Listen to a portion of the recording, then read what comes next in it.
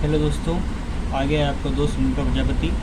आज हम पढ़ेंगे प्रश्नावली 1.3 का जो क्वेश्चन नंबर फर्स्ट है, सिद्ध कीजिए कि रूट 5 एक अपरिमेय संख्या है। ठीक है, इस सवाल को करने से पहले मैं आपको बता दूं कि मैंने जो स्टार्टिंग का सबसे पहला वीडियो बनाया था उसमें बताया कि परिमेय संख्या क्या होती है। परिमेय संख्या वो संख्या होती है जिसे अपन P/Q के रूप में लिख सकते हैं। किसके रूप में? P/Q के रूप में लिख सकते हैं। और जिसका अगर अपन मतलब कि इसमें एक और चीज़ होती है कि वो अपनी जो संख्या होती है वो भिन्न होती है, वह सहअभाज्य होती है। क्या होती है? सहअभाज्य होती है। सहअभाज्य का मतलब होता है कि यदि जो संख्या दे रखी है इनका अगर अपन HCF निकाले, क्या निकाले? HCF निकाले तो वो कितना आएगा? 1 आएगा। कितना आएगा? HCF 1 आएगा। ठीक है, जैसे कि मैं मान लेता हूँ 3 और 2, 3 और 5। ठीक है, इसके बटे में 1 लिख दिया, इसके बटे में भी 1 लिख दिया। लिख सकता हूँ। मैं इन दोनों संख्याओं का HCF निकालूँ तो कितना आएगा? 1 ही आएगा। क्यों? क्योंकि इन दोनों में कॉमन क्या है? केवल 1 ही आएगा, इसलिए इसका HCF भी 1 ही आएगा। ठीक है, तो अपन मैं स्टार्ट करता हूँ क्वेश्चन नंबर फर्स्ट से।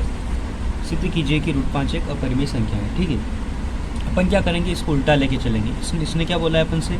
इसने बोला है कि अपरिमेय संख्या निकालिए। ठीक है, मैं मान लेता हूँ कि ये रूट 5 कौन सी संख्या है? कौन संख्या है? परिमेय संख्या है। ये मैं मान लूँगा कि रूट 5 कौन संख्या है? परिमेय संख्या है। ठीक है, अपन स्टार्ट करेंगे। लिखूँगा यहाँ पे, माना कि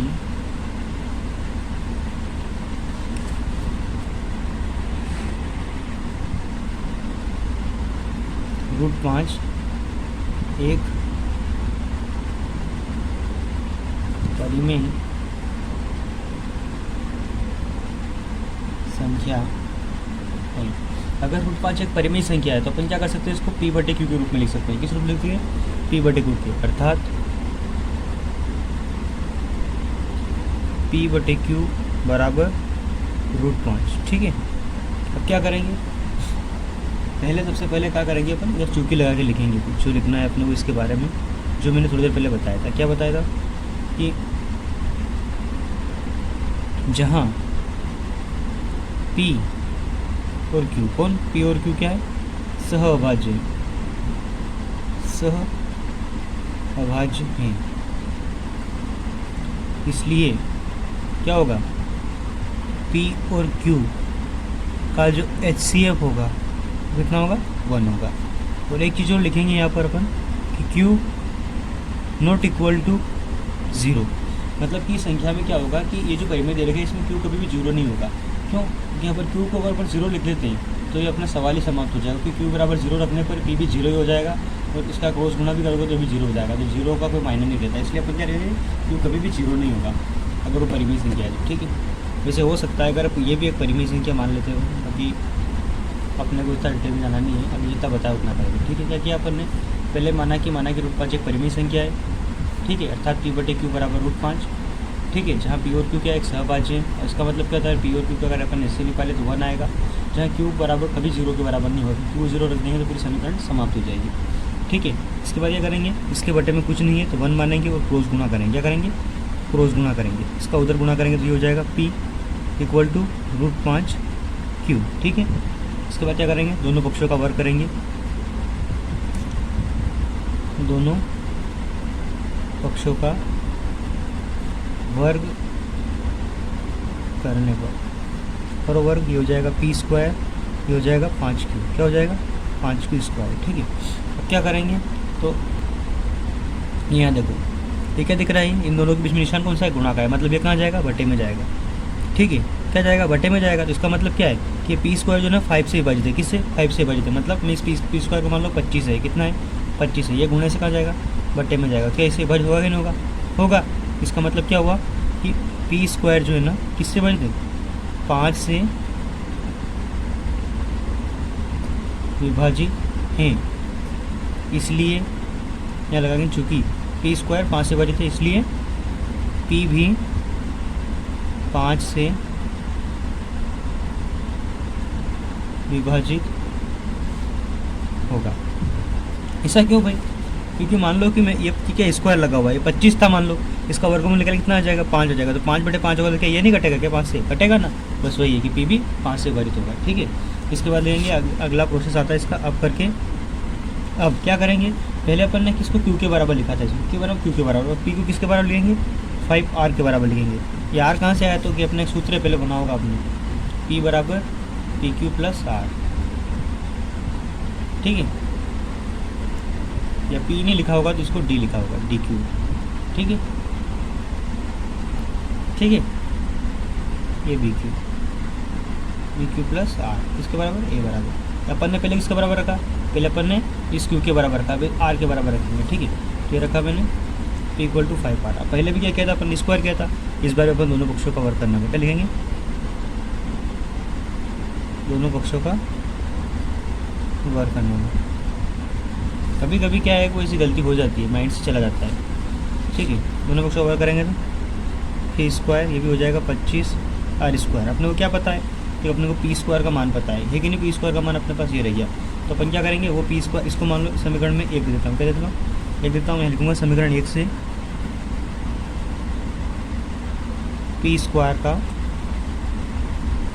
मान रखने पर, रखो मान, तो पी स्क्वायर का मान कितना है अपने पास, 5q स्क्वायर बराबर 25 आर स्क्वायर।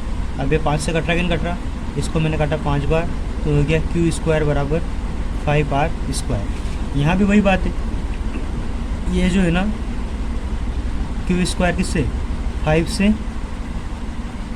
विभाजित है, चूंकि लगा के लिखना है यहाँ पर, इसलिए q भी 5 से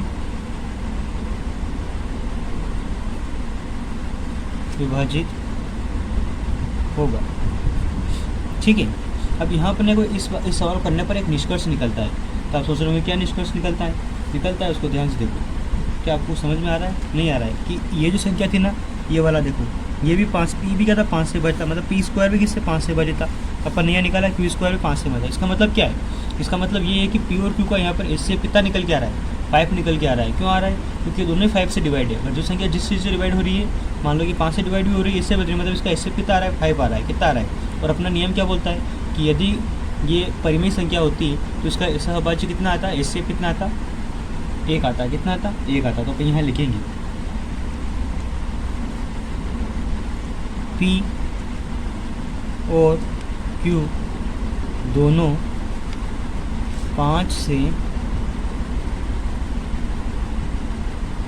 विभाजित है, क्या है, 5 से विभाजित है, अतः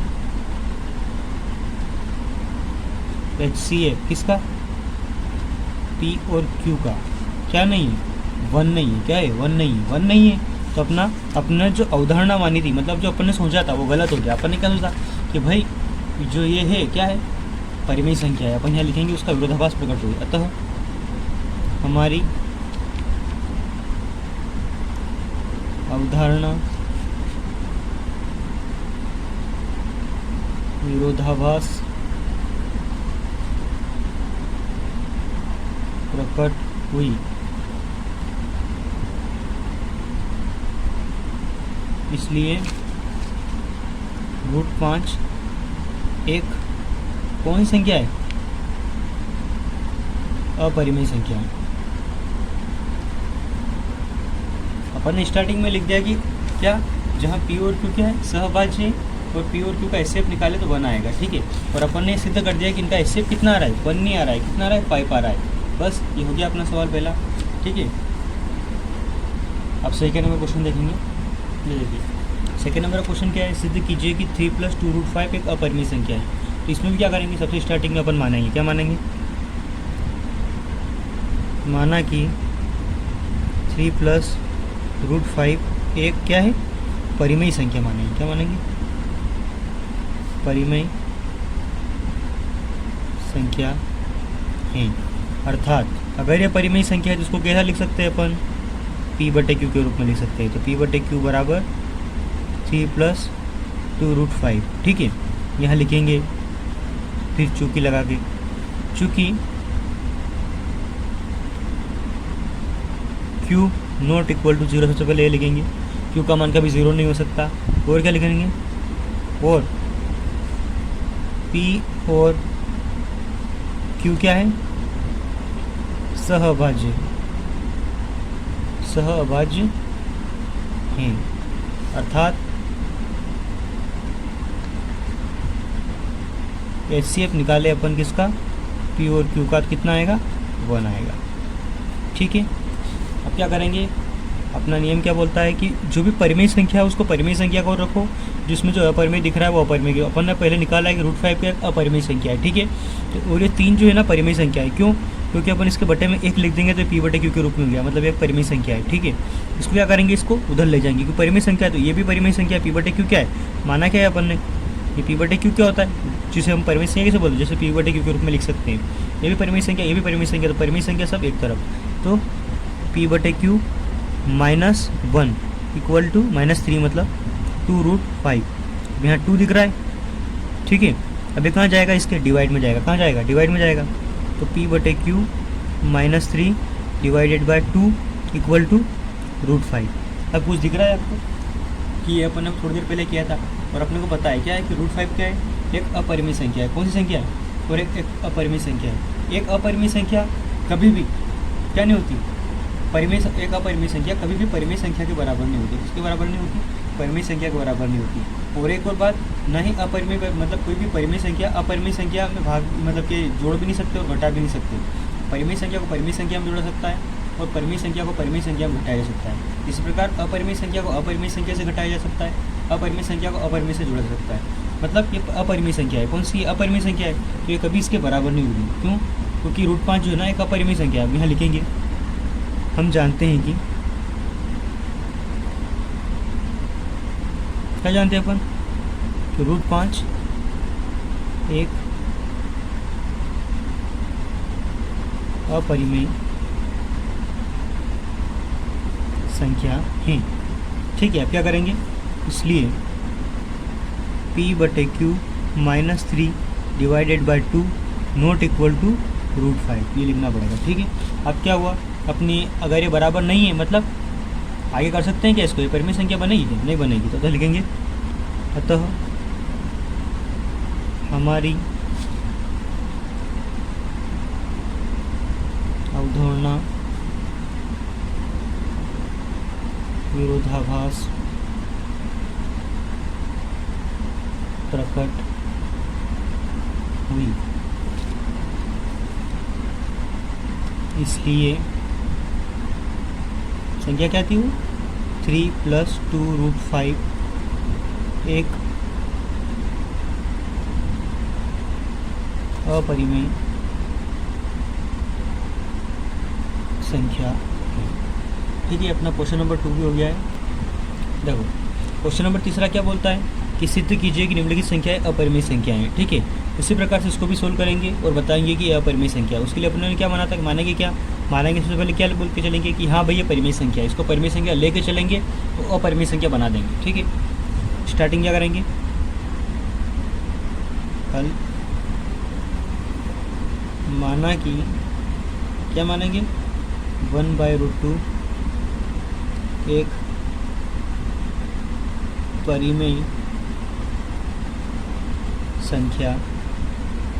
ठीक है, क्या बोलेंगे, माना कि 1/√2 एक परिमेय संख्या है। अपन ने माना है, तो अगर ये परिमेय संख्या है, इसका मतलब क्या हो गया, अर्थात इसे क्या कर सकते हैं अपन, P/Q के रूप में लिख सकते हैं। किस रूप में, P/Q के रूप में लिख सकते हैं। ठीक है, अब ज़रूरी नहीं है कि परिमेय संख्या अपनी यही हो, अपने को क्या करना है, जो रूट वाला है ना इसको ऊपर ले जाना है। किधर ले जाना है, ऊपर ले जाना है। तो उसके लिए अपन क्या करेंगे, तो कि परिमेय संख्या को अपन ऊपर नीचे लिख सकते हैं, मतलब डिवाइड में कैसे भी लिख सकते हैं। ये परिमेय संख्या है, अगर मैं इसको ऐसा लिख दूँ, क्या परिमेय संख्या नहीं होगी। मैं क्या करूँगा, इसको व्युत्क्रम कर दूँगा। क्या कर दूँगा, व्युत्क्रम कर दूँगा, व्युत्क्रम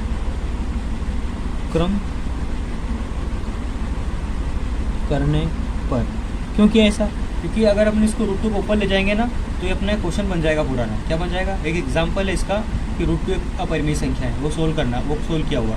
अपने को उसको क्या बनाना है, √2 बनाना है। उससे क्या होगा, क्योंकि अपना पुराना सवाल बन जाएगा और अपन बता सकते हैं कि हाँ भाई √2 एक अपरिमेय संख्या है, तो वो कभी भी परिमेय संख्या के बराबर नहीं होगी। इसी समान हो जाएगा, किसी √5 एक अपरिमेय संख्या थी और ये परिमेय था।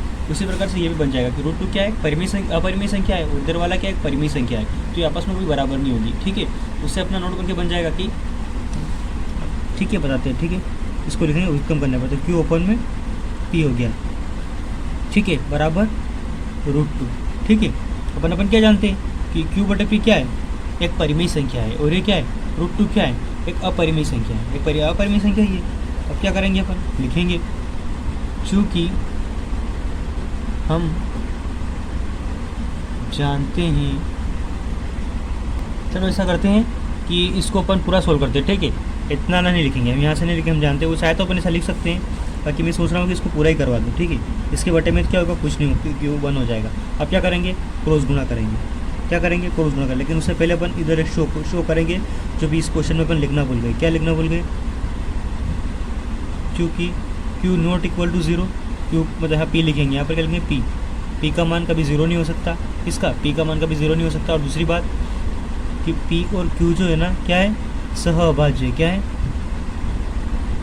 सहअभाज्य। मतलब अगर अपन HCF निकालें किसका, P और Q का, तो कितना आएगा, 1 आएगा, ठीक है। ये बात अपने को हमेशा याद रखनी है और लिखनी है हर बार, मैं भूल जाता हूँ, पता नहीं क्या बात है। क्या करेंगे यहाँ पर, क्रॉस गुणा करेंगे, तो ये हो जाएगा Q इक्वल टू √2P। अब क्या करेंगे, दोनों पक्षों का वर्ग करने को, ठीक है, दोनों पक्षों का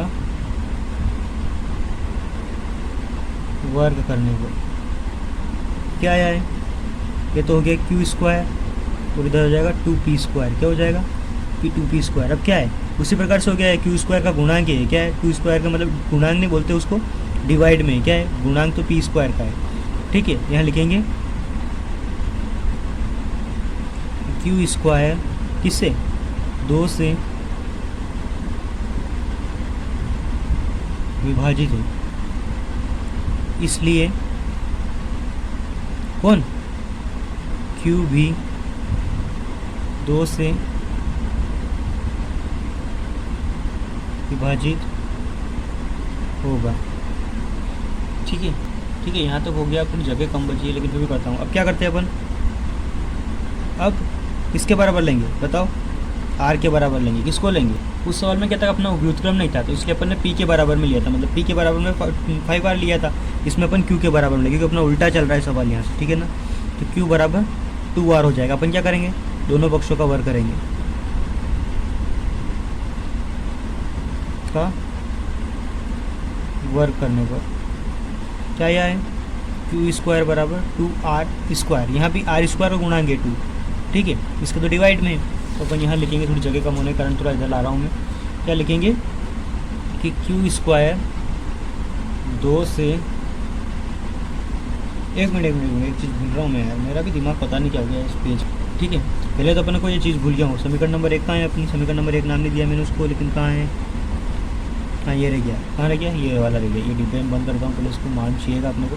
इधर लिखता हूँ ये वाली समीकरण, Q² बराबर 2R²।